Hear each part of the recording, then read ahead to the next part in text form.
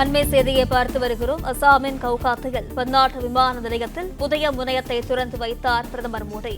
விவரங்களுடன் செய்தியாளர் பாண்டியராஜன் இணைப்பில் இருக்கிறார். வணக்கம் பாண்டியராஜன், விவரங்கள்.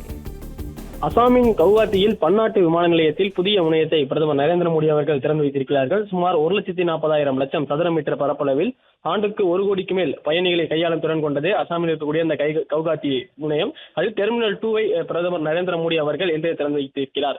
வடகிழக்கு இந்தியாவின் நுழைவாயிலில் பாரம்பரியத்தை எடுத்துக்காட்டும் வகையில் சர்வதேச தரத்தில் புதிய முனையம் கட்டுமானம் மேற்கொள்ளப்பட்டிருக்கிறது.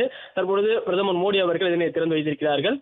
கலாச்சார வடிவமைப்பு என்பது இந்த முனையத்தில் முக்கியத்துவம் வாய்ந்ததாக பார்க்கப்படுகிறது. மூங்கில் மற்றும் ஆர்கிட் தீம் அசாமின் பாரம்பரியத்தை வெளிப்படுத்தும் வகையில் இந்த முனையம் வடிவமைக்கப்பட்டிருக்கிறது.